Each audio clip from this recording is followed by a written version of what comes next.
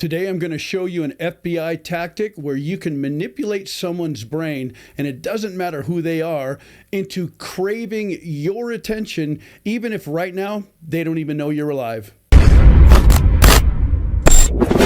This video is going to be in two parts. The first part will be what to do and what it's called, and then the second part will be why it works. I need to give you a quick disclaimer. If you're a man and you're trying to get the attention of a woman, you need to be aware that if you are likely about a 6 or below, in other words, about average, this will not work for you. You need to probably be a high-end 6 or a 7 or above for any of this to work, because if you are a 6 or below, you're more than likely invisible. We return you now to your regularly scheduled program.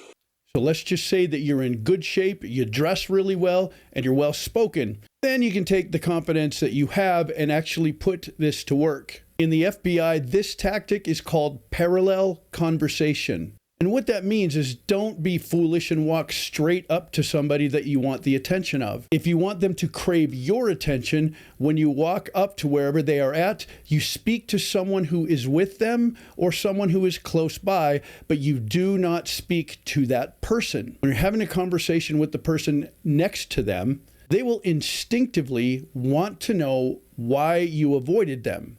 The reason for that, I'll show you in just a minute. So you can speak to her friend, you can speak to the bartender, you can speak to whoever it is at the desk that you are at, whether it's concierge or a manager of some sort, but regardless, you do not speak to her. Now, men and women are completely different. Men don't generally want what other men want, but women, generally speaking, want what other women want. If you are avoiding her and speaking to somebody else, two things happen. First, the immediate response is, wait a minute, what about me?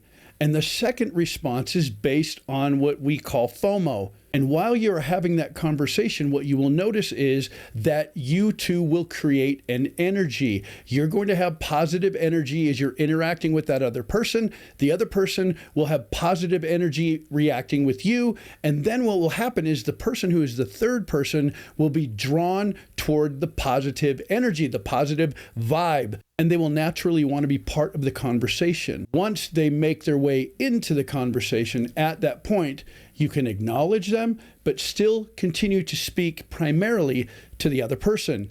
This will cause them to want your attention more. Remember, if you're a 6 or below, nothing that I'm telling you will work for you. You need to be probably a 7 or above for this to work.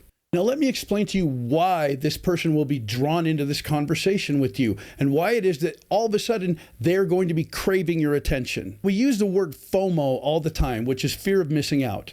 But it's deeper than that. It's not just missing out.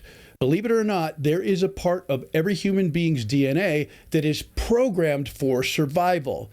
And this is a natural instinct where if you're having a conversation with someone else and you're ignoring another person, they will naturally want to know what you're talking about, not because right away they fear missing out, but right away what is happening is the stress hormone cortisol along with adrenaline is being released because they're not part of the conversation. And because in our DNA, we want to make sure we survive, we don't want to miss out on important information that may keep us safe. So that person will be naturally attracted to try to get in on the conversation based on the building blocks of life itself. During this process, this is when FOMO takes over, because if you're continually speaking to the other person, this makes them want to know why they're missing out. What is it that's so interesting? What's going on here? I don't want to be left out. I don't want to be left behind. An easy way to understand FOMO beyond what everyone just says, it's a persistent worry that other people are having a more rewarding experience than you are. And the other part is a persistent worry that someone else is gaining valuable information that you don't have. So to wrap this up with a bow,